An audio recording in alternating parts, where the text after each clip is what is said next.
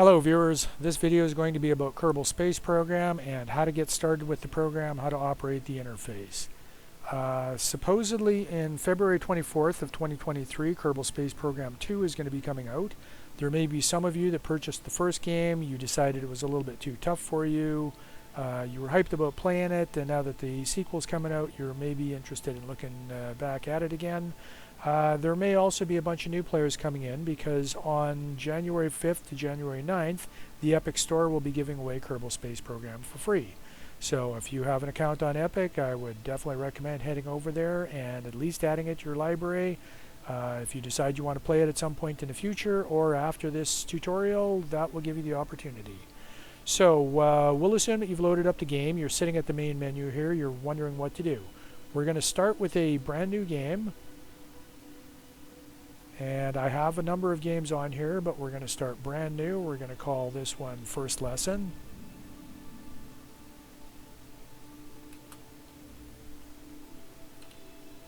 And there's three different modes to the game. There's Sandbox, which I don't recommend for new players. It gives you a ton of parts. You won't have any clue what to do with them. And you'll basically find yourself being completely lost. There's Science, which has most of the parts locked away. You'll have to unlock them in order to be able to use them. And then finally there's Career Mode, which is the full Kerbal Space Program adventure. That would be the one that I would recommend. There's difficulty options where you can adjust for the amount of cash you start with, the amount of science points you start with, the payouts for missions, things like that.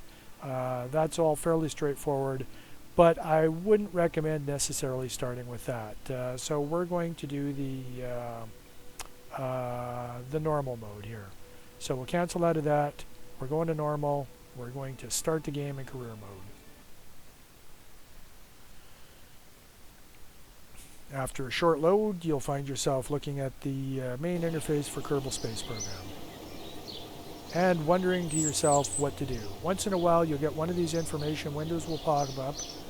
You can take the time to look at it. They'll explain the interface. Basically it's right mouse button to move around, arrow keys, right click to look at more of them, left click when you're ready to actually use them. So you've got a number of buildings here, and as you move your mouse pointer over top of them, they'll highlight and they'll tell you the basics of what they are. Most of these you won't have to worry about in the first little bit of the game. For instance, the spaceplane hangar and the runway are for building airplanes and for taking off with airplanes, but you won't have the parts available to be able to actually use those. The buttons along the side here are essentially just a quick button to go to those functions. You have your administration building, which allows you to set policies and things like that. You have your astronaut complex, which allows you to hire new astronauts. The more you have on staff, the more expensive each new hire is. You have your mission control, which is actually one that we're going to come back to in a little bit. And you have your tracking station. This is for tracking your spacecraft, your various flights that you have going on while they're in progress. You have your research and development, and this is where you would unlock new parts. And then finally you have the vehicle assembly building and the launch pad. The launch pad isn't usable by itself until you actually have constructed some vehicles. So typically in the game, the first place you're ever going to go is going to be the vehicle assembly building. Up at the top of the screen here is your cash and the amount of science points you have. And if we go in and we look at research and development, science points are what's required to unlock any of the parts in the game. So if we click on the first node, that's already available to us as part of the starting condition of the game.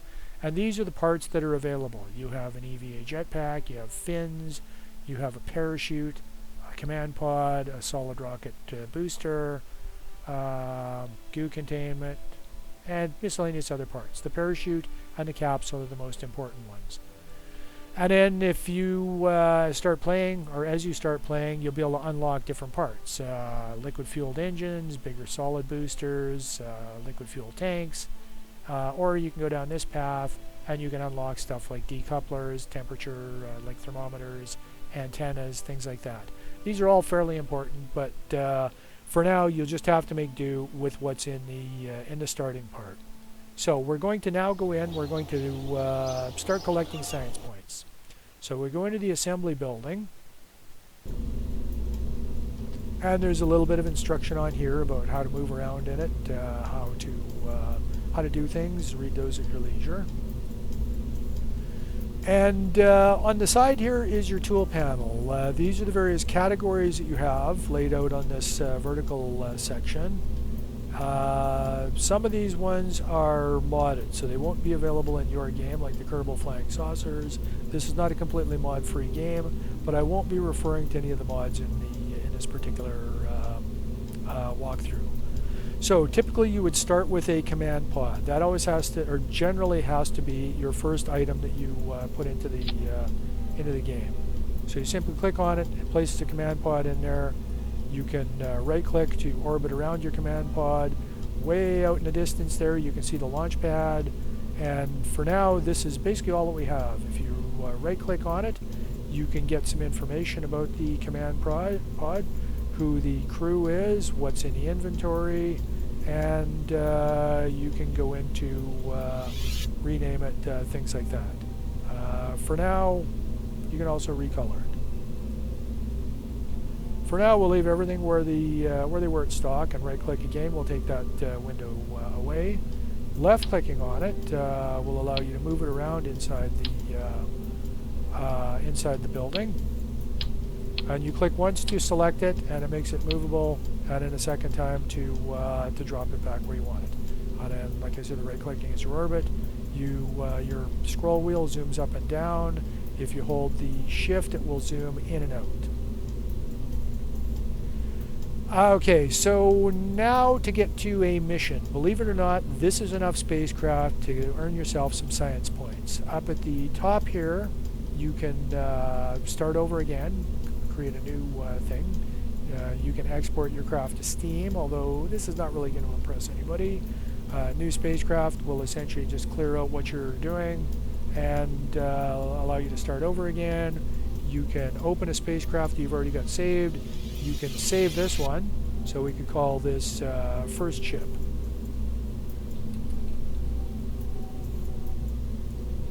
And you can give a description of it. And then we could save this out, but we're not going to bother doing that. And finally, you can exit from the building. That will leave this craft in the vehicle assembly building in whatever state of construction you currently got, or we can launch it. So we're going to go to the launch pad now. It seems unusual to do this with nothing more than a capsule, but there is sort of a method to my madness.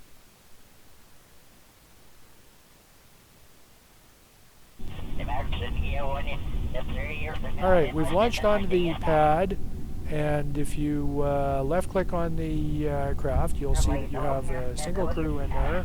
You can transfer it to another point of the craft if you have anywhere else that's crew available, or you can EVA that crew member. We'll come back to that in a little bit. Or you can right-click on it and you can get the action screen on it. So for instance, we can turn the lights on, and at this point we can do a crew report. You should always do a crew report every time you go somewhere for the first time. Now I'm going to turn off that right-click menu, a left-click menu rather. Now the crew report is basically you've gathered a little bit of science, and essentially what he's saying is, okay, I'm inside the capsule, things are working, the radio is functioning, and then you have the option where you can transmit that back to the Space Center, or you can simply keep the experiment, or you can clear it out, in which case it'll free the space. You can only have one crew report available at a time in the capsule. So if you wanted to do a second one, you would have to transmit that back to the Space Center. And if we try to transmit, we don't have an antenna on this, so it won't allow me to do that. So we can then go back and we can look at the crew report. We're going to cancel that, view report, review it, and we're going to keep that report. So that means that that report is in the capsule and it's saved until we want to do something like to recover the capsule. Okay, now the other thing that we have to do is we can right-click on here and, oops,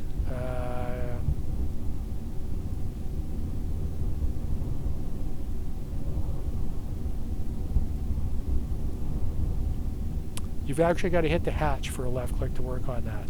So you have EVA and transfer. Now, although it's a little bit awkward to hit the hatch, you can also go to here and you can do what they call the IVA, which is the internal view, or the EVA. And we'll go inside, we'll look around. You can push and hold your mouse, or you click your right mouse button. You can look at the various instruments. You can see the throttle there. You can see the altitude. And you can even look out the window, but there's not much to see. And at this point, we want to go back to the IVA view. Try to remember how to do that again.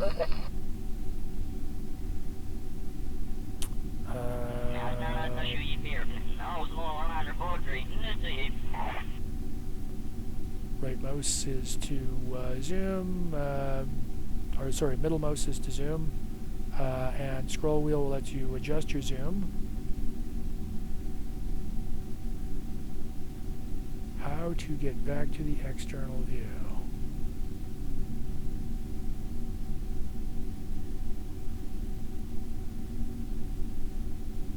Flight ops, I believe that's a mod.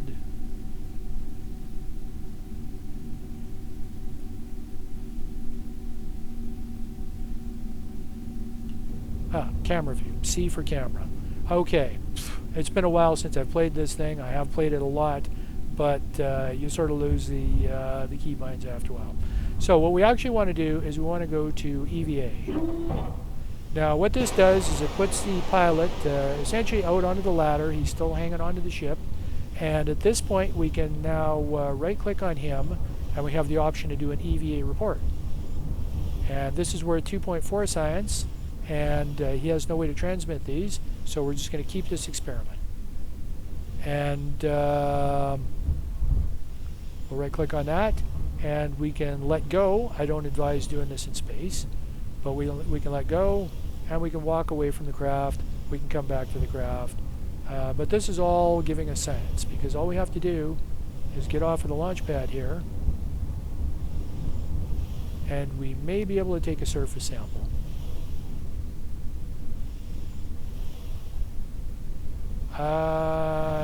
No, apparently we do not have the ability to take surface samples yet. That's one of the unlocks. Okay, so now we're going to go back and we're going to get back into the capsule, and that'll be the end of this mission, as tiny as it is. Now, this is the same sort of process that you would use when you land elsewhere. So F to grab, and then B to board. And now we're back inside the craft. We now have an EVA report, we have a crew report, and we're ready to recover the vessel. So if you move your mouse pointer up to just above the altitude and the vertical speed indicator, this is also the indicator of the level of atmosphere that you're in, we can now either go back to the Space Center and leave the vessel here, or we can recover it. This will take us to the debrief screen.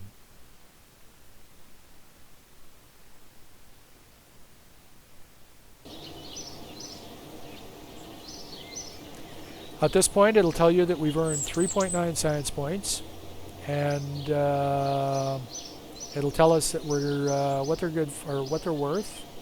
The next tab, we'll go into parts. It'll tell you that we're refunded all the money that we spent on that craft, and then the next one is the crew. He hasn't done anything to gain any XP, so he hasn't leveled up yet, and we have a total of 2 reputation points. And that was just for doing what's essentially a flight, as far as Kerbal Space Program is concerned. Now, we'll go back to the vehicle assembly building. It'll default to the same craft. This time we're going to go for a flight. So the first thing that we're going to need is we're going to need an engine. We don't have any fuel tanks available. We have a solid rocket booster, so we'll select that. We'll drag it out here.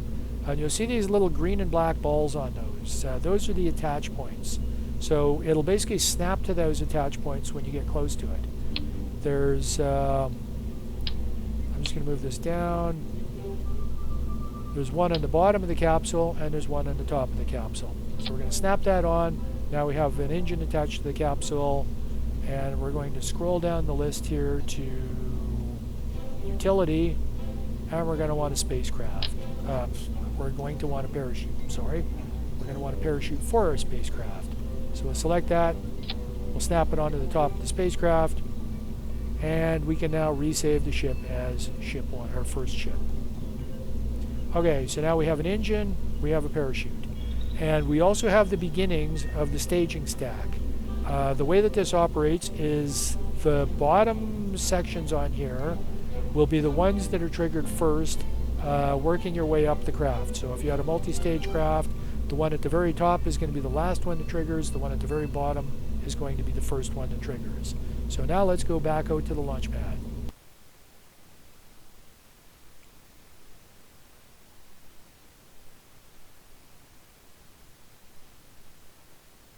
And if I don't have this on my SSD, I really should reinstall it on my SSD. Okay, here we are on the launch pad. We're about to launch our craft, and it's going to be a pretty basic process. First thing is you want the SAS button to be on. That's the Stability Assist System. That's T on the keyboard commands. RCS you don't really need to worry about. That's the Reaction Control System. By using Shift and Control, you can adjust the throttle. And on a liquid-fueled engine, you would want to max that. On this one, it's automatically going to be full throttle. Once we light it, it's a solid booster. It's going to burn until it runs out of fuel. The default key for the fine or precision control is the cap lock. I've actually moved that to P though. Because I don't want to be having my cap lock message coming off and on. And the indicators will turn blue to tell you that you're in fine mode, or precision mode rather, or orange if you're just in a normal mode. So we'll put this, we'll launch it in the precision mode. Now to launch the craft, you would use the space bar to activate the first step of your staging menu. So we're going to do that, and the craft is going to lift off. At this point, you can also zoom out with your mouse wheel. You can scroll around, you can look at it, make sure it looks nice and cool, and the craft or the camera will track on your craft when you launch. I'm not giving any other control inputs at this point. You can see that the fuel is burning extremely fast. And you can see from these white lines on here that because of our speed, we're actually somewhat supersonic.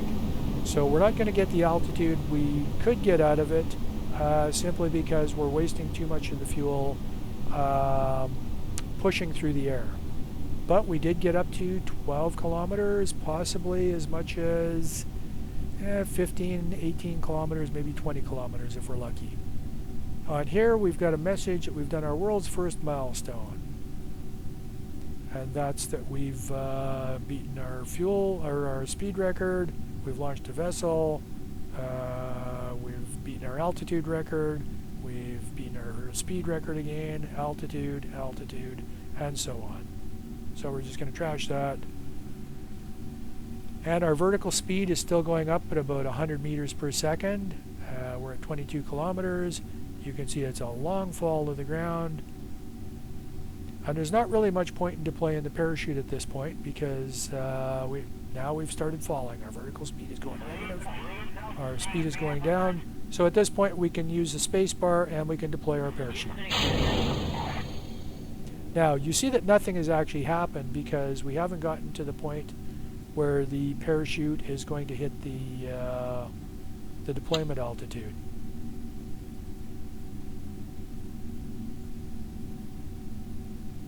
When we get a little bit lower, it will automatically deploy though. I'm going to close this message tab. Alright, so now the parachute has deployed, but it hasn't fully inflated. It's not going to do that until you get to 1 kilometer from the ground. And the message on the parachute here, when they're white it means that they're safe to deploy. Yellow means that it'll probably be okay. Red means that your parachute's almost definitely going to be destroyed if you deploy it. We're still gaining speed. Nope, sorry, we're losing speed because we're getting low in the altitude. This is either vertical speed, horizontal speed. It's basically just your speed through the air. And because the air is getting a little thicker in the lower atmosphere, it's starting to slow the craft down just from air drag.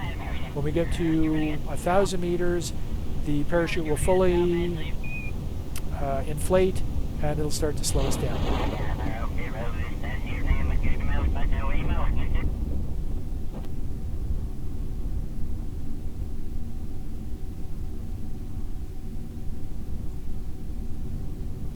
And we settle to the ground nice and gently near the, or rather in the Space Center. Now, has anybody figured out the mistake that I made while I was doing this mission? I forgot to do a crew report while I was in flight, which cost me a few science points. But that'll be easy enough to recover on the next flight. So for that, we're going to recover the vessel.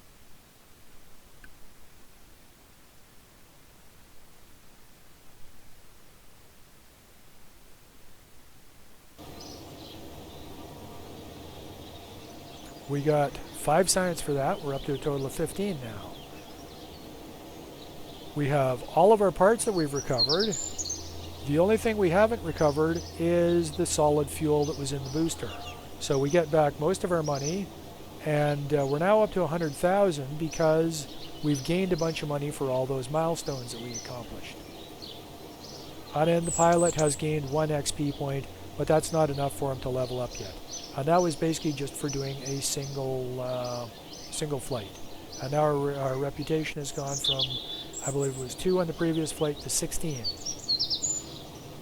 Now, before we go back into the vehicle assembly building for our next flight, I'm going to go into mission control, and I'm going to show you an interesting little trick to gain science points and to gain money.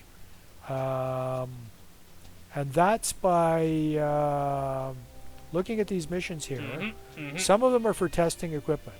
These surveys, I don't recommend necessarily doing those. It wants a crew report rather, below a specific altitude, but near a specific location, and that's going to be very hard to do in the early game. So these focused observational surveys, I don't recommend taking those. The solid fuel booster into flight is what we just had on our craft. It wants it to be in this range for altitude, in this range for speed. So that's probably doable because our terminal altitude was about 20 kilometers on the last flight. So I'm going to accept this. We're going to go do the exact same mission. We're going to do a crew report that'll gain some science, and it'll gain us some science on this. And you can have up to 2 missions accessible. Once you upgrade this building, you'll be able to have up to 7 missions accessible. Once you upgrade it a second time, you'll be able to have an unlimited number of them.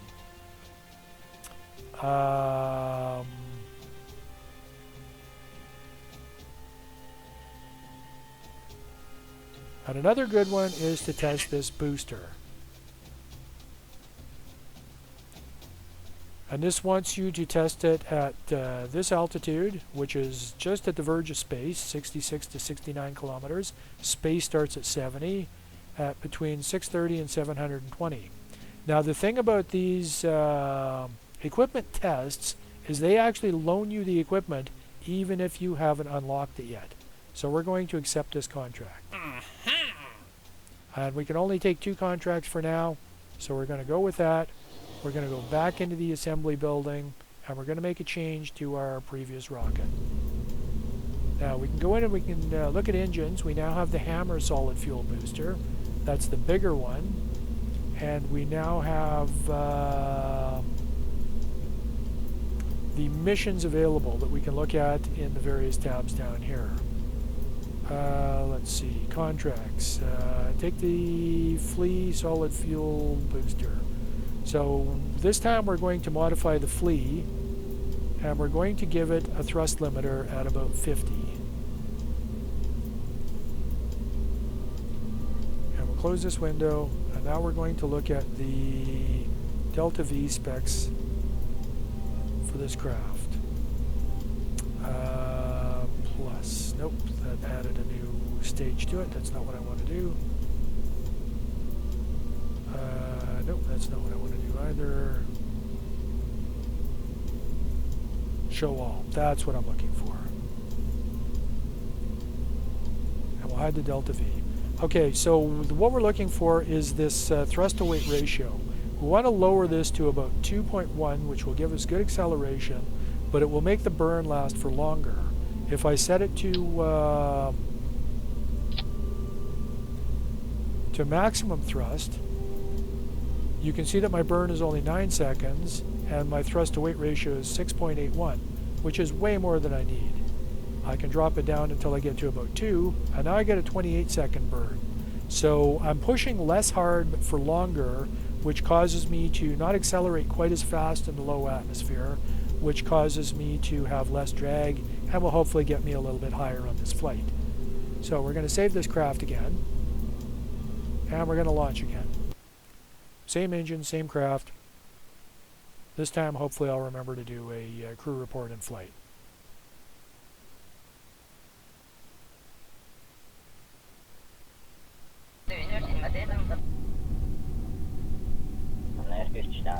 Okay, we'll turn on the SAS again. Our staging is exactly the same. We hit the space bar to launch. And this time we're not taking off quite as abruptly. We're moving a little bit slower, but the fuel is also burning quite a bit slower. This is our G meter here, and the safe range is what Kerbals can survive. So we're running a little over 2 Gs right now.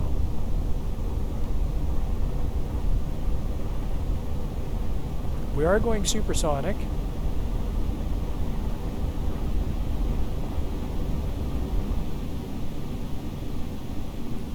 And we're going to bring up the mission screen.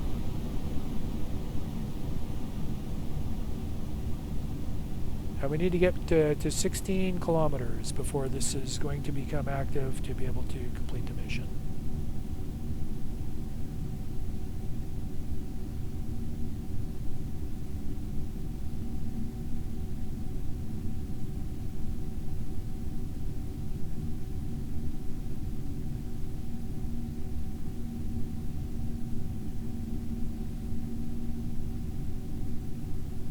Okay, and I've made a fatal error because I don't have enough thrust to weight to push me over the altitude that I need, and we're into a drop. So I realize that I've screwed up on here. Now what I can do is I can revert the flight back to the assembly building, and I can make an adjustment to that thrust to weight ratio.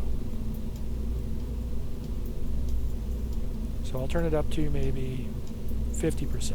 That'll give me a shorter burn time. We'll save the craft again, and then we'll go back to the launch.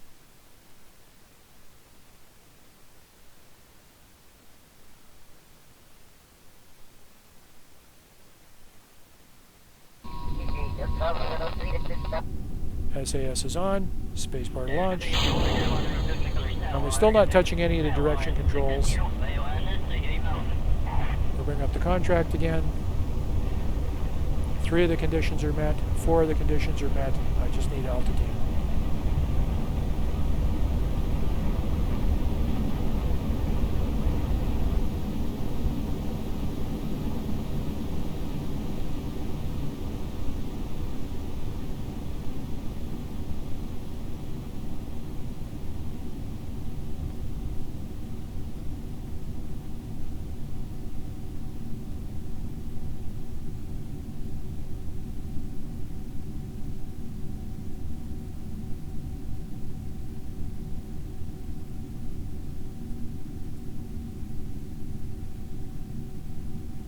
We've got altitude, but we don't have the speed anymore.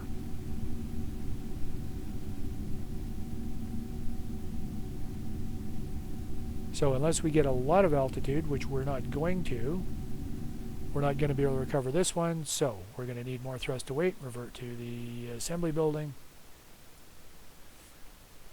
Now, even though this is not turning out quite the way I was intending it to look nice and simple, this is what Kerbal Space Program is all about. You try something, it works or it doesn't work, and then you try something different.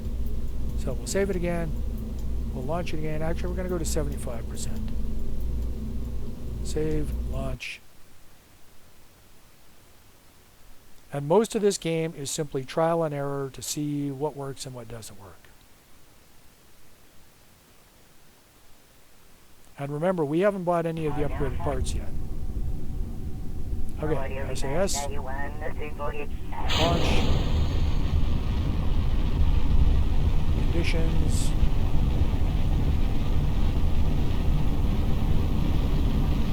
Crew report. Keep that.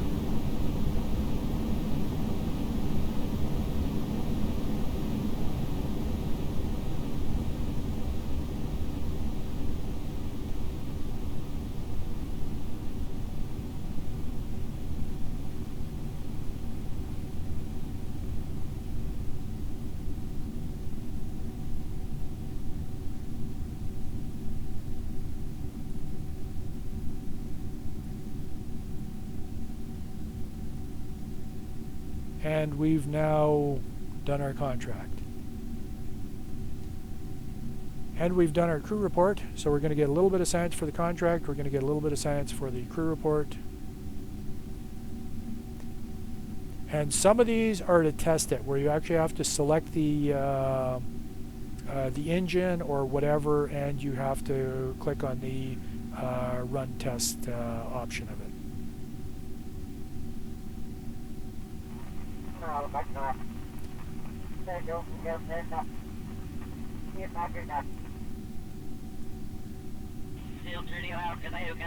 And I think the altitude was from the, possibly from the last flight, as well as returning to the surface and recovering the crew. So this is all cash that you've earned, and this is science points and reputation. We'll deploy the chute before we start moving too fast.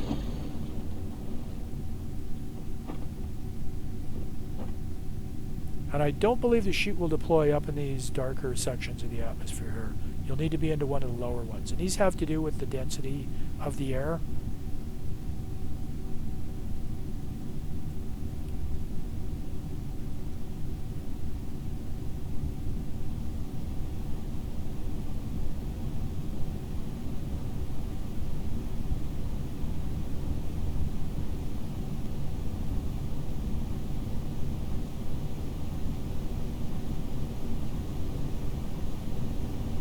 And once we land, I believe I'm going to see if there's a contract for a decoupler, which would allow us to build a multi-stage rocket, which is one of the steps on the road to space. But I don't think we're even going to get to orbit in this video. We'll be extremely lucky if we even touch space.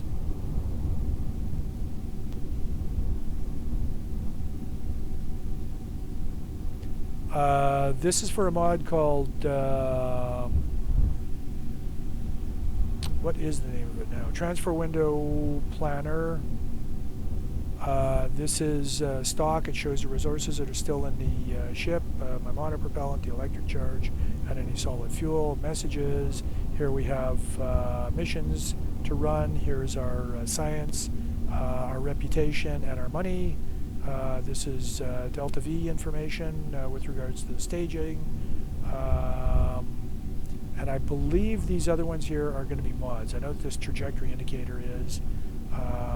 This is a docking port alignment indicator, which is used for orbital docking. This is chatter, which is the radio sounds you hear in the background. Adds a little bit of immersion to the game.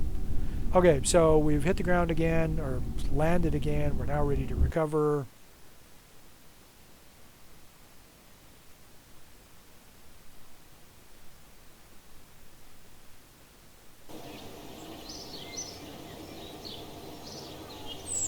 We've earned 4.3 cents on this mission, and we're now up to a total of 22. So we could start unlocking stuff in the research building. We've earned 11.50 in recovered parts, in addition to what we've earned for the mission. No XP gain because you just did the same thing again. We'll go to mission control, and the decoupler is required to be splashed down.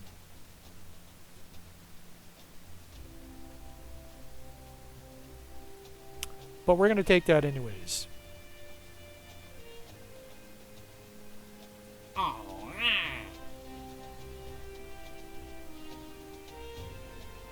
We'll leave the facility, and now we're going to go unlock some stuff. So we now have 22 science points that we can spend. Basic rocketry gives us the solid fuel booster, a little fuel tank, and a liquid fueled engine. The reason that this is in green is because it means that I have it on loan for a mission. Then here we have the decoupler, which is also on loan for a mission. We have the thermometer, which allows me to gain a little bit of science points, and we have the antenna. So we're going to take that. We now have 17 science points left to spend, and we can look at what else is available. Radiators, landing gear, radial mount parachutes, a service bay, or various heat shields. We can't actually get any of these yet because you need both of these prerequisites to unlock anything in the center. A lot of these ones have, they'll split into different trees. So in order to get flight control, you would need stability and you would need survivability. And in order to get general rocketry, you would need basic, and then you could just step up to that as a single thing.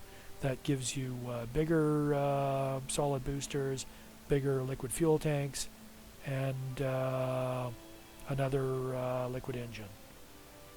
That would be 15 science points, I believe. 20. Ooh. So there's no way I'm going to be able to afford that. I could afford both of these, or I could afford this one and this one for survivability. So some of it is all about deciding what direction you're going to go. We'll take this one. We'll spend all our science points because it'll help us gain more science points because we're going to put some instrumentation onto the craft. So now we'll go back in here and we're going to build a more complicated rocket. We need to go to coupling. We'll select the decoupler and we'll put it down here. And then we'll go back to engines. We'll select the hammer and we'll put it down here. And now, if you look, what we have is the, when you highlight these things, you can also see what order they're going to fire in. So the first one is going to be the hammer. Then when we get to the next stage, it's going to fire the decoupler, and it's going to fire the flea solid rocket booster. So we can afford to turn down the thrust on this one again. And we're going to show delta V for everything. There we go. Hide that window. Sometimes these windows get a little bit cumbersome to look at. And we also want to see delta V for this engine. And that's thrust to weight of 3.3 to 1, so I can manage that. Aerodynamics, I have these basic little fins here. We don't actually need fins, but we're going to turn them on. So we're going to go to the symmetry number, and we're going to set for four fins, and you can also have snap toggle off or on. So you can have smooth location or snap location. So we'll snap them in place. We don't need them, but it makes it look a little bit more rockety. There is a couple of things that we do need though. One would be communications. So we'll go to here and we'll put an antenna on. And it wants to go 90 degrees out from the side. It also wants to put 4 of them on. I don't need 4. So we're going to just toggle through that and we're going to get back to 1. And now we can locate that thing, but we can also rotate it. That would be the WASD keys. And if you hold down the shift key, you can step them in 5-degree increments instead of 90-degree increments. So we're going to move this thing. We're going to put it there right next to the parachute. That looks pretty antenna-ish. And we're going to go in and we're going to add some science things. We have a thermometer. So we'll put that on. We have a barometer, which is air pressure.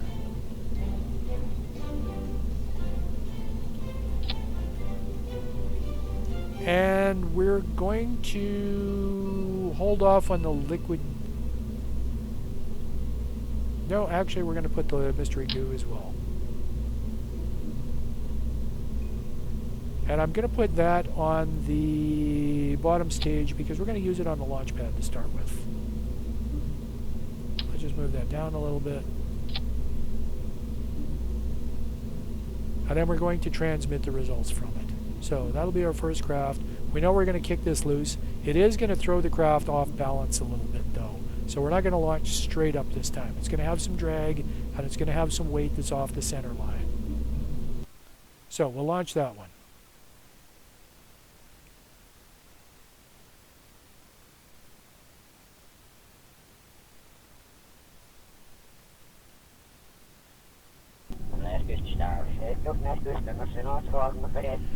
Now we're going to do some of our science right on the launch pad here before things get too hectic.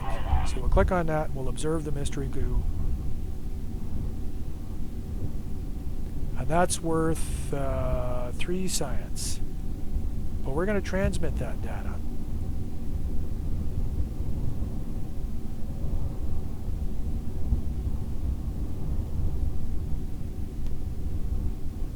Not enough electric charge. Okay, we cannot transmit that data. That means that we're not going to be able to salvage that because we're kicking this thing loose. So that was maybe not the best thought. We can, however, log the air pressure at sea level, which is worth some science. And we can log the temperature at sea level, which is also worth some science.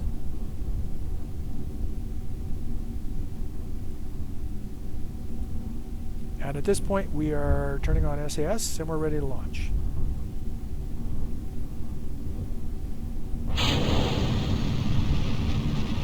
And you see how that's pulling us off center? But that's actually not a bad thing.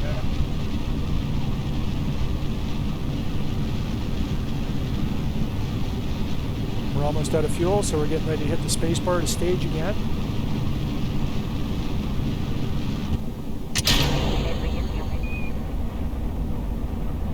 Now we're going way faster than we ought to in atmosphere. That's why it's turning red. And I'm also going to tilt the craft over a little bit. Okay, we could end up taking some heat damage to the parachute.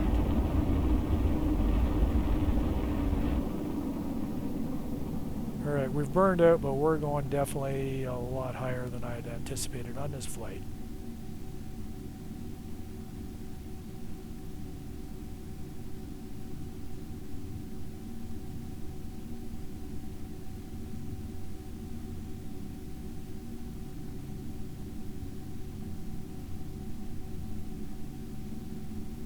And in fact, I think we're going to hit the edge of space. No, I think we're going to actually be in space.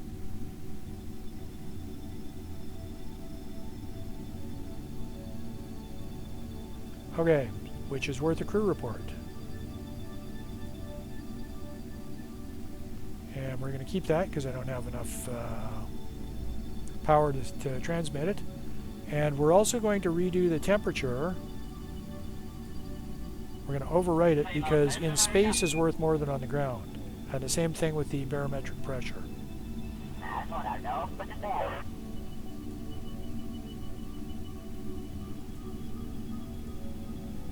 And we can get stuff on the ground easy.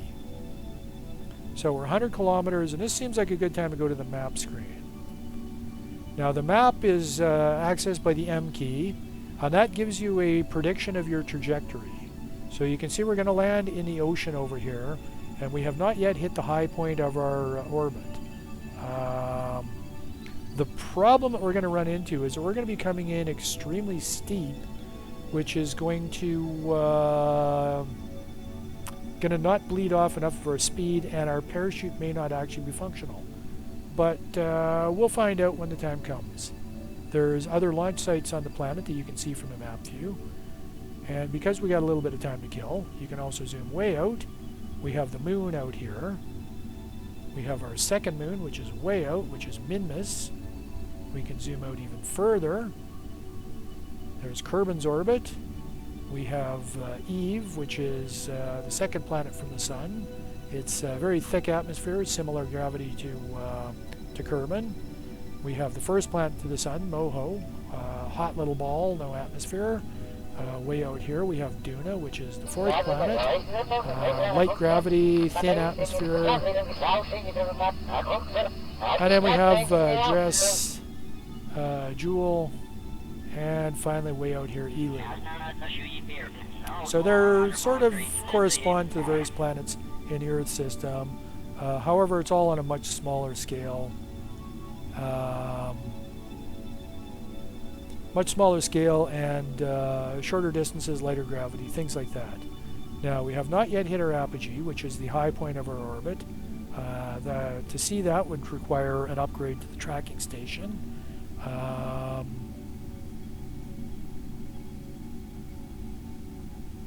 And to see our altitude would require us to go out of the map screen and back into here. So we're at 150 kilometers. We haven't started dropping yet. I believe all of our electricity has been exhausted, which is why I have no control to be able to spin the craft. This landing is not going to work out well because I got stupid and I should have put a decoupler on here.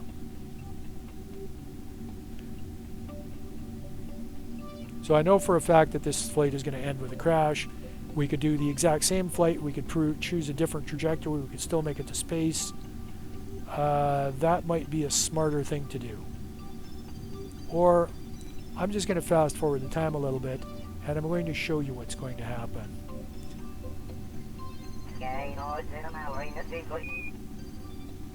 And that's done with the period and comma keys. When you get back in atmosphere, it'll automatically kick back to time at normal speed. We'll turn off the SAS to allow it to drift into its orientation, whatever it wants, but it's going to want to go nose first because that's the end with least air resistance.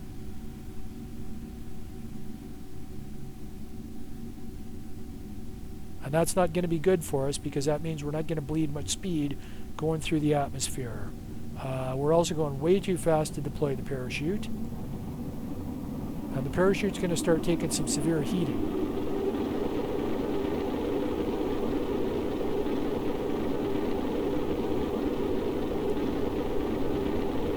Parachute's heating up. It's going to be destroyed soon. We're too fast for it to be of any function, even if it did work.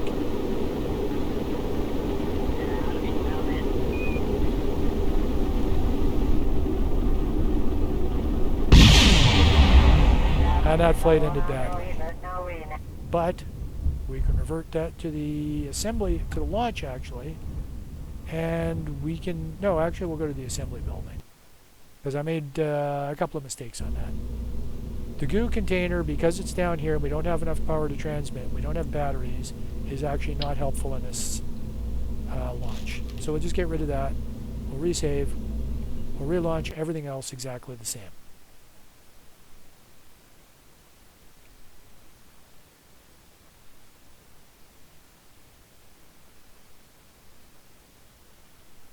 Oh, no, I've actually made a second mistake on that, and that's that I should have put a decoupler if we're going to space. So we need to revert that back to the vehicle assembly. And mistakes like this are what Kerbal Space Program is all about. So we need to go to couplers. We'll put one in there. And that needs to have its own stage.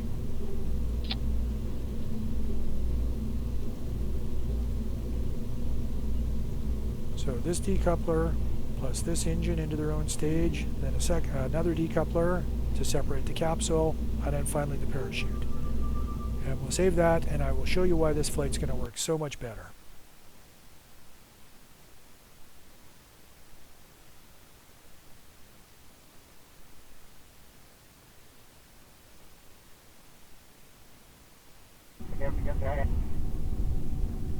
Okay, so we'll start with SAS. One of the mistakes that I made on the first flight was that I used up all my resources. I used up all my electric charge, which I've only got 50 units of, to try to do that transmit, and it wasn't enough to do it. That means that there was no electricity left in the capsule to run the reaction wheel. Essentially, those work like a gyroscope that will allow you to turn the craft a little bit just based on electricity. So I've burned a little bit of it there. It wasn't able to move it because we're still sitting on the ground. We'll take off. We'll do the same launch that we just did, so space bar. And now we'll tilt it over just a little bit.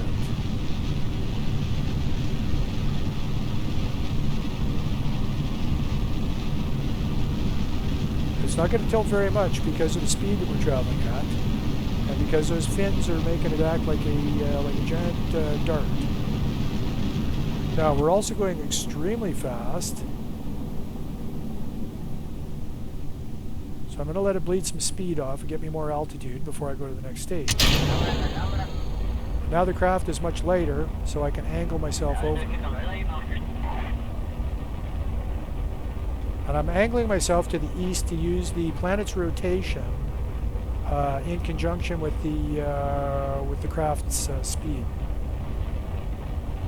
Typically you want to try to go for about 10 degrees for every 10 kilometers of altitude that you have.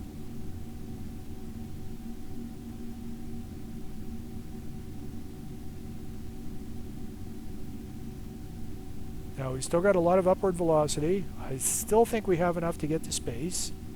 And I'm keeping the booster attached to keep the mass of it, so that it'll keep pushing me through this upper atmosphere until I actually do get into space, and then I'm going to kick it loose so that I don't have to try to slow the mass of it back down.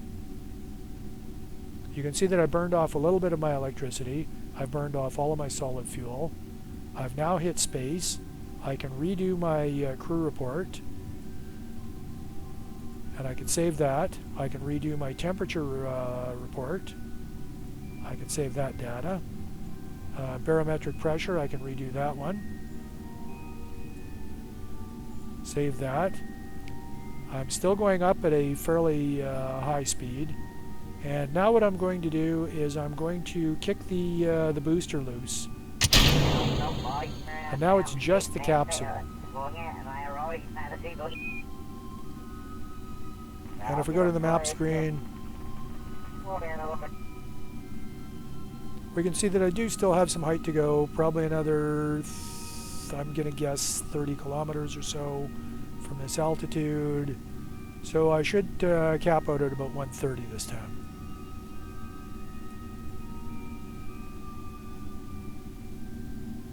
Now one thing that I could show you is when I have these screens open, there's a little button on here to pin them. That keeps them from closing if you click somewhere else on the screen. Let's say that you wanted to be able to review the data, or you wanted to be able to reuse it, or things like that. And once I'm oriented for my re-entry, I'm probably going to try to do a transmit. Because the other thing is, if you review these, you'll see that how large the data set is, and that will correspond to how much power it will take to transmit it. Now, you also only get partial science if you transmit your data back to the surface. So in this case, I'll only get 70% of my data for this transmit, rather than 100% if I keep it on the capsule. So we're still climbing. I predicted about 130. It's not going to go much higher though, because we're starting to slow down already. 10 meters a second. And now we're starting to go into a negative climb or descent. Now, I should also point out these markers on the nav ball. This is what they call prograde, which is the direction that your craft is going in. So if your nose is pointing towards it, that means you're pointing directly towards the direction that the craft is going. Or you've got your retrograde, which is essentially the exact opposite. So now what I'm doing is I'm pointing the back end of the capsule at exactly where the capsule's trajectory is. And at this point, it's still relatively flat, although as I go into the atmosphere, it's going to start to steepen up a little bit. Now, I want to do that because the flat end of the capsule will cause air resistance to slow it down and give me a little bit of assist to slowing it before I deploy the parachute. Hello? That's also why you don't want to go straight up and straight back down, because if you're falling straight through the atmosphere, there's a lot less of the the thicker atmosphere to slow you down. Whereas if you can get into a more gradual trajectory, then you're going through thick atmosphere, a thin atmosphere, a lot more of it, medium, a lot more of it, and then finally the thin atmosphere, thick atmosphere, a lot more of it to slow you down before you actually get to where your parachute has to become effective. And the last thing you want to do is to be in atmosphere moving too fast for your parachute to slow you down and crash just like we did on the previous flight. Now, we won't go back to normal time, and nothing's going to happen until we get to atmosphere again, so I'm going to accelerate the time a little bit using the period and comma keys to turn that up or down. It automatically sets it back to 1 once we get below 70 kilometers. We're no longer pointed to prograde. And at this point we can turn the SAS off, because the weight of the capsule being mostly at the bottom portion here will tend to follow prograde. It'll rock back and forth a little bit, but it'll try to stabilize on it. And you can turn that on just to stabilize it. Keyboard command is T, so that it's not oscillating quite as far. We're starting to do re-entry, but this capsule has a built-in heat shield. It's maybe not as good as it should be for re-entering from the moon or whatever, but it's not bad when you're just re-entering from orbit. Our velocity is slowing down considerably. Can't pop the chute now or it'll be destroyed. But because we're presenting the bottom of the capsule to the air, it's bleeding off speed fairly rapidly. And then 10 kilometers is about where you get into the thicker atmosphere, where it starts to bleed even faster. So now we're slow enough that it's safe to deploy the parachute.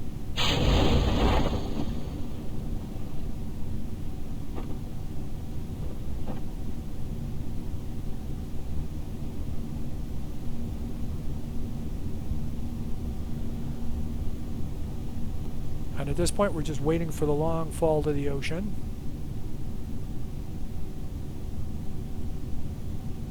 And you can see here that this is the solid rocket booster that we kicked off the first time.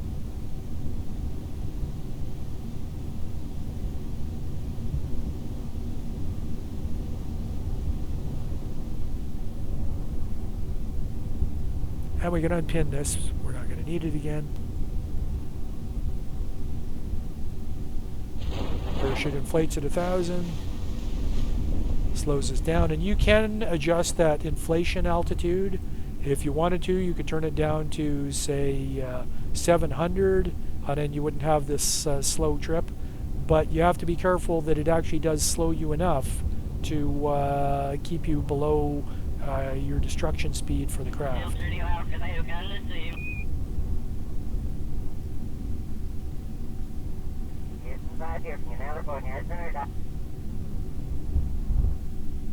And you see when I tried to go EVA, it tells me that while I'm off the surface, I'm not allowed to EVA.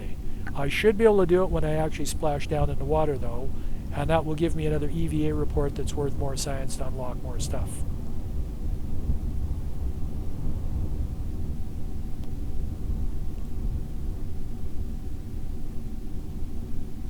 And generally this is the payoff for finishing your mission, but if you really don't want to sit through it, you can also fast forward this until you do your splashdown.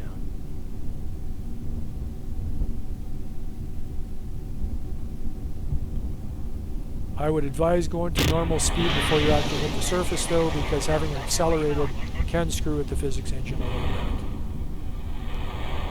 bit. And now we can go EVA. And we can do an EVA report. And then keep that, reboard the craft. And now we're ready to recover the vessel.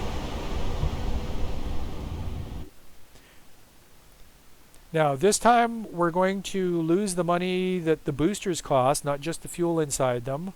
We're going to lose the money that the decouplers cost, because obviously they're not being recovered. So we're only going to have the value of the craft and the science instruments that were on the capsule. And we got 36 science for that flight. So that wasn't too bad. We're now up to almost $250,000. We got 2,800 for recovered parts, and we got a bunch of money for milestones like hitting space, that sort of stuff. And no reputation gain or XP gain for Jeb because he's already flown and landed a craft before. And at this point, we've got more science points. We can unlock more stuff in the tree. We could go to basic science, and we could start unlocking stuff like batteries. We could start unlocking stuff like probe cores, which are for unmanned flights. Radiator panels you won't necessarily need. High gain antennas you don't need at this point. Science Junior, which is a stack mountable science thing, so you don't have to mount them on the external to your craft. And then the storage unit, which allows you to put stuff inside and cut down the air resistance or whatever. Or you could decide to go with the general rocketry tab. I think I'm going to do basic and general rocketry to show you the one difference you get on liquid-fueled engines. So for that, we're going to go in and we're going to start a completely new craft. Or we're going to change it. So we'll pull this off, single click, and then we'll discard all of that. And we're going to go with liquid fuel this time. So liquid fuel, liquid fuel, liquid fuel, and then finally an engine. And for that we're going to use the swivel, because that has a gimbal on the bottom and allows it to steer. So we'll check on what our thrust to weight ratio is. 2.45, so that's good. We've also got this massive thumper booster. So we can grab the capsule, move it up a little bit, and we're going to add a decoupler, and we're going to add the thumper. Coupling, coupling. And as you can see, whenever you add these decouplers, even over a large engine, you get a shroud around them.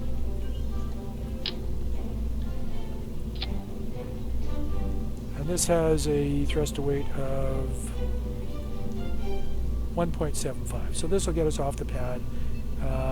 It's got a 42-second burn time. So we're still going to call this the first ship, and we're going to try launching this one.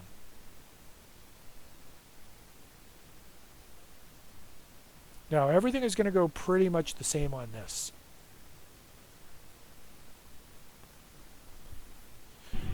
With one minor exception. And that exception is that we're going to use the shift key to throttle up for the liquid fuel engine. We haven't actually started to use that yet. I've kind of screwed up on the stack because I probably want that to light at the same time as it separates. So I'll just drag that up in the stacking menu. Then the engine will light at the same time as the decoupler fires. We'll have our SAS on, and we're ready to launch.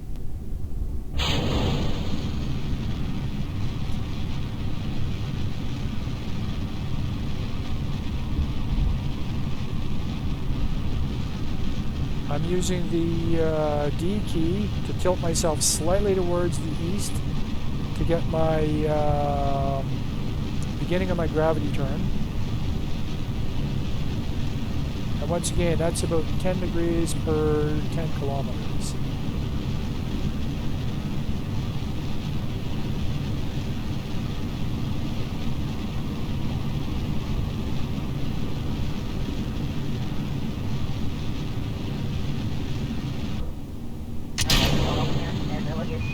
Now, I'm actually going to throttle this engine down a little bit.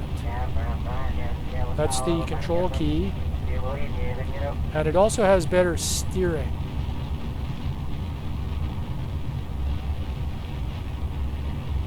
Because the engine itself actually turns. I'm not just using the reaction wheel on the capsule.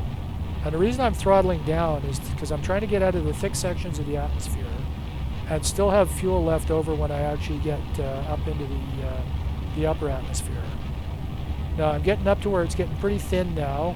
I can start moving more horizontal because I know I'm going to make it into space on this flight.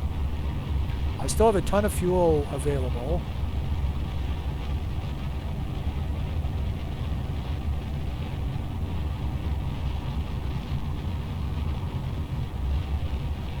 And at this point I'm trying to build up horizontal speed rather than vertical speed, because I know I'm going to go at least up to 70 kilometers. So it really becomes a question of, can I actually achieve an orbit with this flight? And you can see what it's doing is it's actually extending my trajectory around to the far side of the planet. I'm going to throttle down just a little bit. And I'm going to go nose down below the horizon.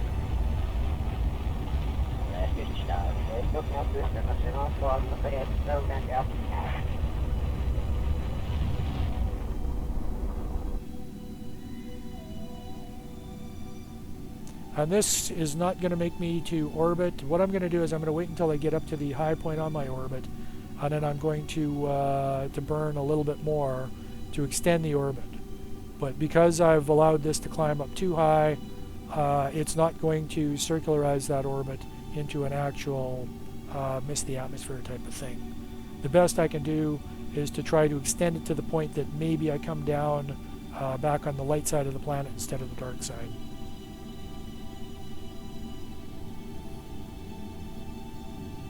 So we'll exit the map view, and we're just kind of along for the ride at this point.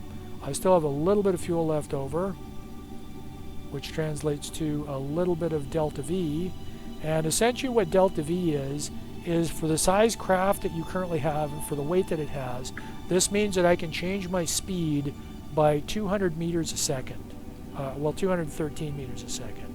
So in this case, I could get up to about 2213. 2200 is about orbital velocity, but because I'm not in the correct position to maintain orbit or to achieve orbit, it's not going to help me at this point. So for now, all that I can do is to hope to extend my trajectory a little bit further around the planet. So we'll go into the map screen here. Still nowhere near the apogee.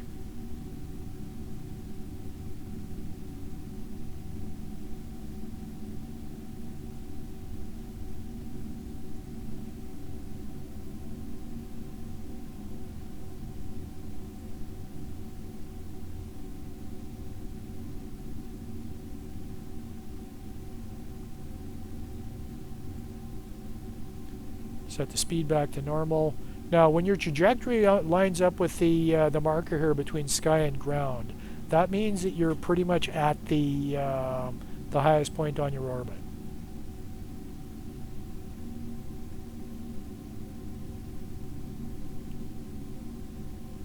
So we're getting pretty close to it now, and there is mods that will give you like an actual numeric readout how long until you actually reach there. So we're going to spin the craft, and this is the reaction wheel because the engine's not actually firing.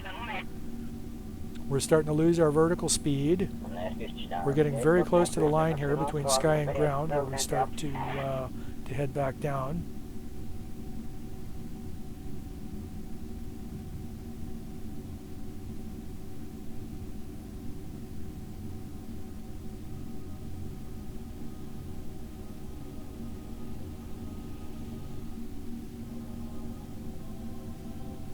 And I'm going to throttle up again because we're pretty much there. I burned off all the rest of my fuel, and I've hopefully extended my trajectory a little bit. Okay, I've actually extended it so much that it's going to dip back into the atmosphere. This is not an orbit though, because this point is inside of the atmosphere, so drag is going to bring me back down to the ground. Now, the question is, can I land in this area here? So what we're going to do is we're going to go out of the map screen. We're going to stage to get to separate this stage.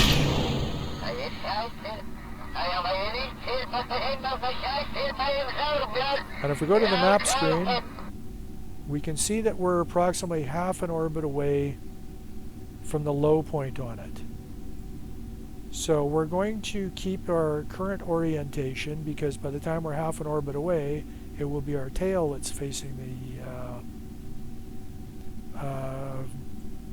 facing prograde rather than our nose that's facing prograde. So we're accelerating time a little bit. Coming around the dark side. Now the craft is not actually turning. It's holding its same orientation with regards to space in general, just like it was running on a gyroscope, but where it's coming around the planet is in a different orientation in relation to the planet. That's why it appears to be rotating like that. Okay, now it's dropped back down to single speed. That means that I'm just hitting the atmosphere. I want to set myself for retrograde, so my butt's pointing towards the path. And you'll see that if we go back to the map screen, as we start to lose speed, this path is actually going to change, and it's going to lower itself until it intersects with the planet. So we're more likely to land over in this area than we are over on the far side. You can use a maneuver called aero braking, which allows you to use the atmosphere and your heat shield to slow down. And what that does is it'll allow you to bleed off your speed rather than using an engine. You dive into the atmosphere at maybe 40 kilometers, and then you go back up. You lose some speed. You go back up for another orbit. You dive back in the second time. It'll be a little deeper, and so on until you get back into the atmosphere. Now, hopefully, I haven't planted these things too far down in the craft that I can actually do a temperature reading in the upper atmosphere with them.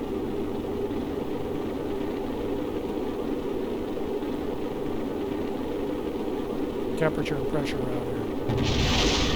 Oh, okay. Now, what happened there is that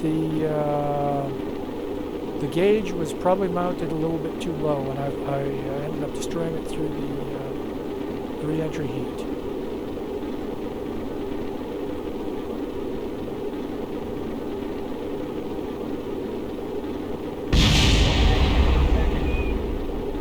That was actually the thermometer that went out the first time.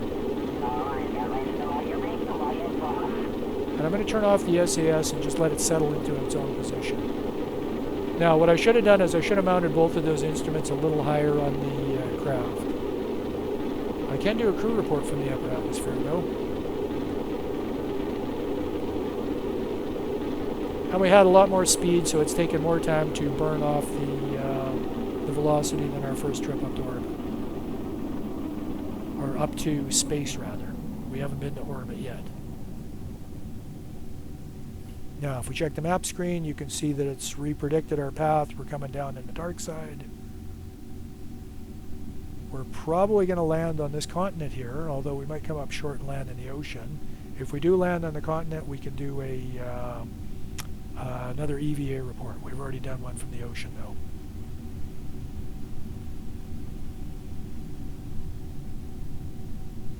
And because we're coming in at a relatively flat trajectory compared to the first couple of flights, it bleeds off more speed cutting crossways through the atmosphere as opposed to going vertically through it, where you go through your layers of atmosphere that much quicker.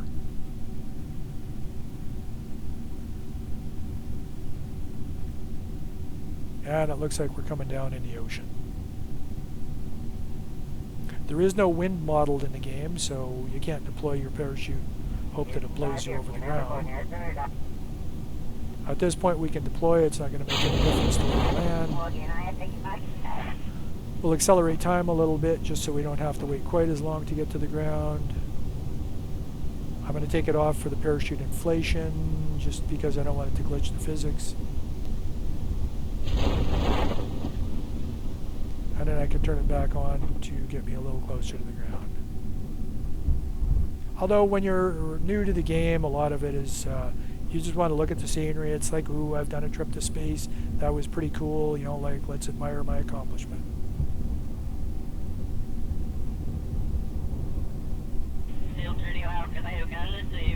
Oh, and it looks like I am going to land on the ground. I thought I was in ocean, but apparently not. Now, one interesting thing is you can come down on a mountaintop and end up rolling down the mountain and actually having that destroy the craft through just impacts. So that is something you have to be somewhat conscious of. And unfortunately, by the time you're parachuting onto a mountain, there is nothing you can do to stop it.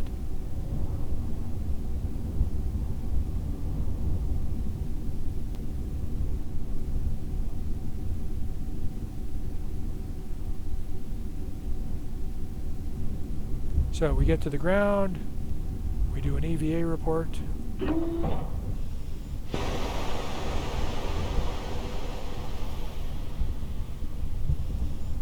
And I don't think that we can take surface samples yet, but let's find out. We cannot take surface samples.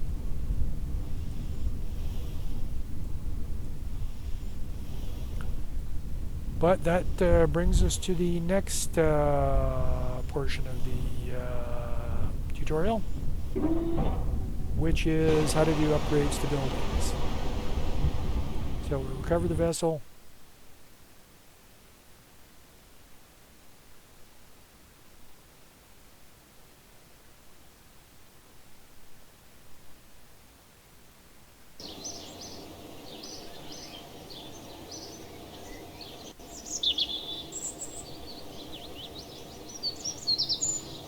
Okay, so we got 8 science out of that. Not a lot of funds because we didn't bring back much of our rocket. Now to recap, that one covered using the throttle to control your speed. With solid rocket boosters, you have your only control is to set the thrust limiter in the vehicle assembly building. The problem is that as those burn fuel, they become lighter and the overall craft becomes lighter, which raises the thrust to weight ratio. So it'll start at one point and it'll end at a considerably higher point. Now the next thing is to upgrade buildings for various other functions. So let's see what we have for different upgrades. We've got 223,000. These are the Kerbonauts that are on duty. These are the ones that are available to hire. The Courage and Stupidity, basically that has to do with like how much they, you know what, I'm not even going to get into that. More than we want to cover in this video. Let's find useful things that we can look at. Okay, 150,000, upgrade this. It'll show patch conics in the map. What that means, it'll show your orbital velocity, or your orbital markers for stuff like apogee, perigee, and when you transition to another gravity well. On here, it will increase your science limit to 100, or currently it's 100. If I upgrade, it'll upgrade it to 500.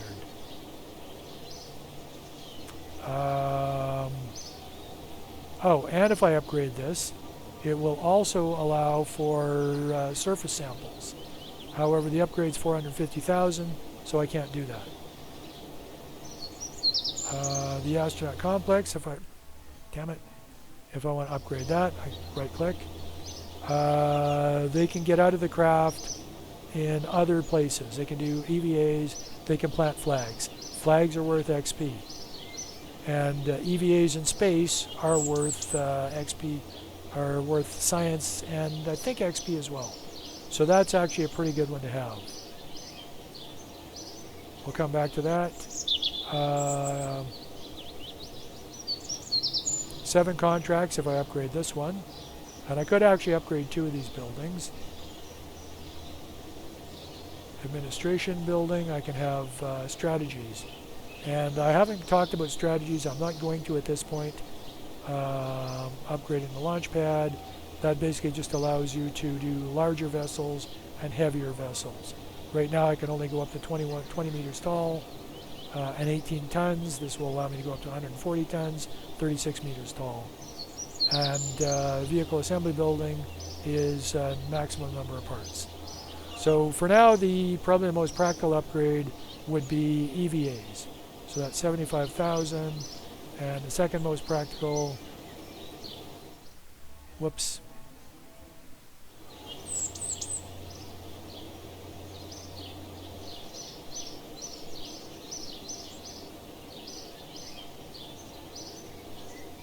Second upgrade would be unlimited Kerbals. And then the next one that I would want would be, I've got 150,000. This will take me back down to 50 grand. So I'll need to raise money, but I want to have more available contracts. So I'll do this upgrade as well. And now when we go in here, we can have 7 contracts active. Currently I've got 2 of them, and that's for the flying the hammer and testing the decoupler. And what that means is basically you can just launch a short little flight, drop into the ocean, and then run the test on the decoupler, and you'll get paid for it, 14,000. So that's easy money.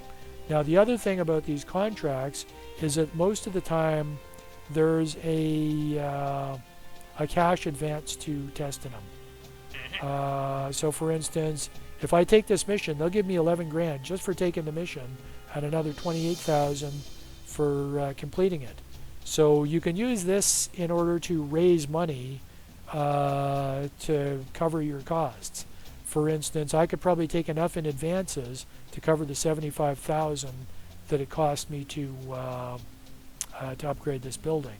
I still don't want to do these focus surveys. But this one here, I get an advance of 5,000. There's no reason not to take it because it's an easy mission. This one here, it'll give me 4,500, and they just want me to test it at the launch site. This one here, radial mount parachute in flight. That's easily achievable, so we'll accept that mission. And orbit Kerbin, we're planning on doing that at some point anyways, so of course we want to take that because it's going to give us free money for doing what we intend to do, even if they don't, if we don't take the mission. So that's 6 of the 7 missions, and I'm going to show you just how quickly you can run through these things.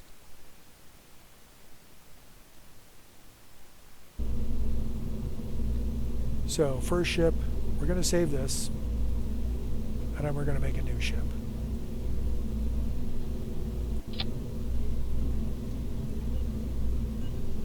So we're back to a capsule, and we're back to the flea, and we have a mission that's nothing more than testing the flea on the launch site.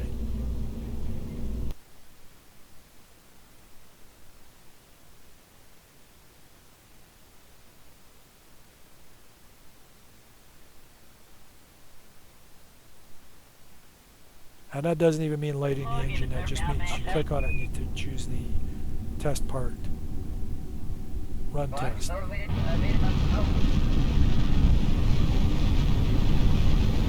Okay, that was not intended.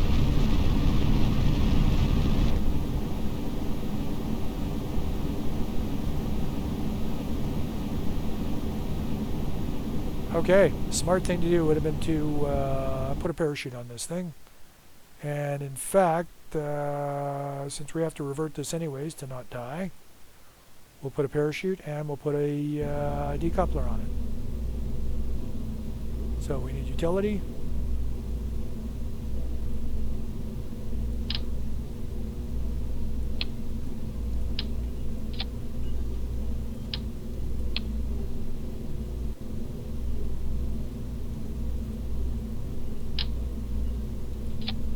TD12 decoupler is splashed down, I believe. We have to test that. Okay. So now we'll relaunch that. We're not even going to bother to save it. So the only objective for this flight is we need to end up in the ocean.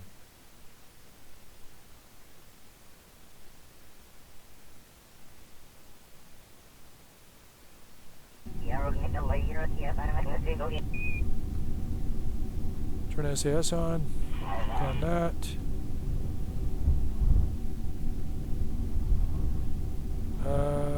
And we're also going to need to set the staging to be actually after the parachute, because we want to land and we still want this decoupler available to test.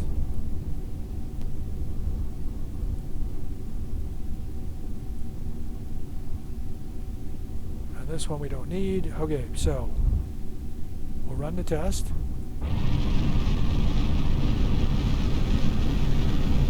Angle angle is towards the ocean.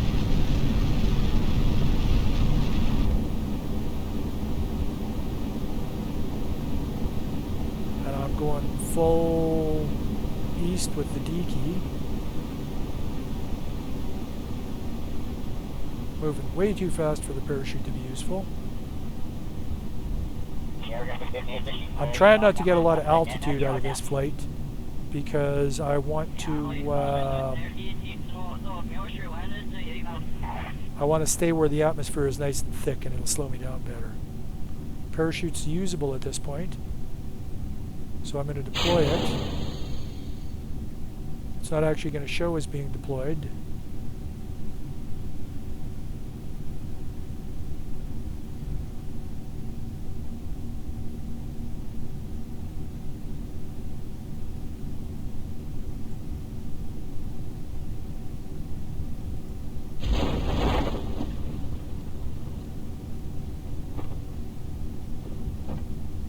And we're still moving a little fast for the parachute. It's not particularly happy about it. And I guess I didn't do that through the staging. I must have stepped into this stage rather than stepping into the parachute stage when I hit the space bar. But now we know that the parachute's deployed. You can also do that manually, as I just showed. We still want to keep the decoupler attached. And there is an interesting trick that you see that little arrow on the decoupler? That is showing the section that is disconnecting from. So if I activate that, it will disconnect from the capsule. But if I turn that around, it would kick the booster loose and still keep the decoupler on the capsule. Normally you wouldn't want to do that because you'd want less mass that you're trying to splash down with. But in this case, because we want to test the decoupler in the water, that might be an option, or might have been an option. And there may be other instances where you might want to use that.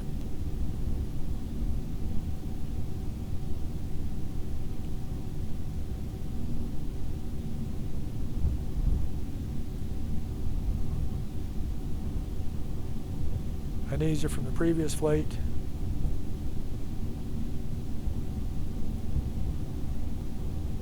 Contract complete is for the booster.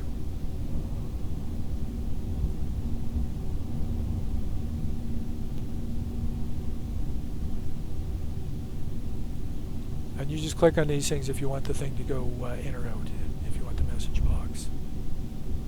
Now we should go to full inflation on the parachute soon enough.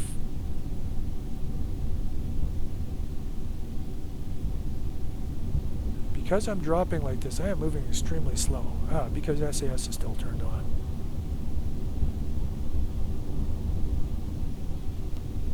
Now, when the parachute fully inflates, it'll flip this thing around, so I'm going to tail first.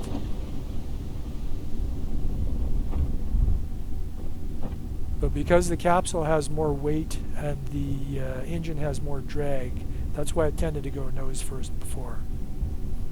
And we'll just time accelerate this to speed up the drop to the ocean.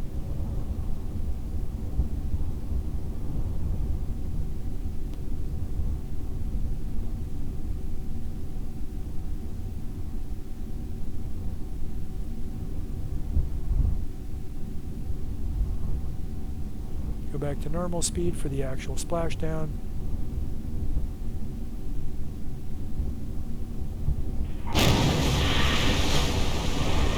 Now we can click on the decoupler and we can do our test for that.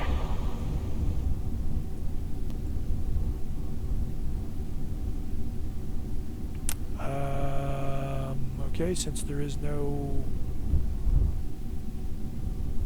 test thing for it, maybe it's decouple.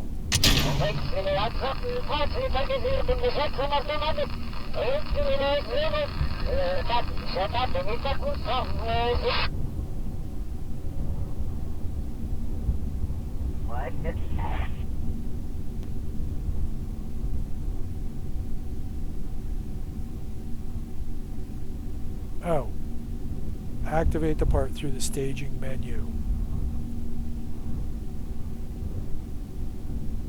When all conditions are met. Okay, so that's where I screwed up. I don't get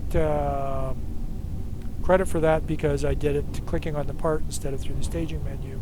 That's what I get for not reading the instructions. Okay, so at this point we can do the recover. There's nothing else I can do at that point.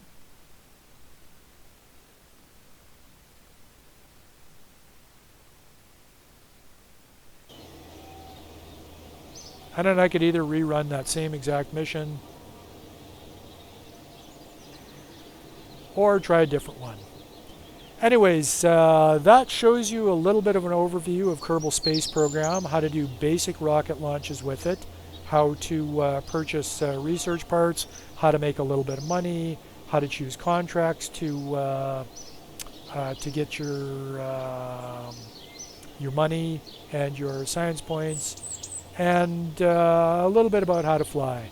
Now, you shouldn't expect to get to space in the first couple of flights. NASA didn't get to space in the first couple of flights. SpaceX didn't get to space in the first couple of flights. It's an iterative process. There's a lot of failure that goes along with the trial. So it's basically just a matter of when you start playing, stick with it. If something doesn't work, you can always revert your flight. You can try again from the launch pad if it was just bad flying. You can try again from the vehicle assembly building if it was a design error. Or you can maybe rebuild your rocket and try a different mission.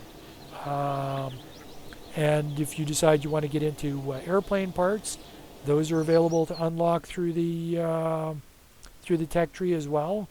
Stability, aviation stuff, that'll give you a cockpit. It'll give you stuff like jet engines, landing gear, navigation lights, and then you get into more advanced aerodynamics, more advanced planes, things like that. So really it's a physics sandbox in much the same way that Angry Birds is. It's simply on a little bit larger scale with a little longer trip that you're trying to make. But mostly it's all about trial and error, perseverance. The Kerbals don't give up. They just keep on trying no matter how many rockets they blow up. Sometimes you'll have rockets exploding on the launch pad. Sometimes you'll have rockets spin out of control and crash back to the ground shortly after launch. All sorts of bad things happen, but when you can pull it off and finally get to landing on the moon or landing on another planet or even getting to orbit, it's a big accomplishment, and it really makes you feel like you're a rocket scientist. I'm going to leave it at that for this video. If there's any interest, I may do further videos on how to achieve orbit, how to achieve rendezvous in orbit, how to do a trip to the moon, how to do a landing on the moon. Normally you would want to start with just an orbit and a return to the surface, and miscellaneous other details like that. Anyways, thanks for taking the time to watch this video. Don't forget, January 5 to January 12, Kerbal Space Program is free on the Epic Games Store. All you have to do is go there with a membership and download it to your account. And even if it seems too complicated at first, you may find at some point in the future you're jonesing for some space flight, and you stick with it enough to learn the game and find out why it's been such a popular game since it initially came out in early access back in, I believe it was probably 2013, and why it was popular enough to spawn a sequel all these years later.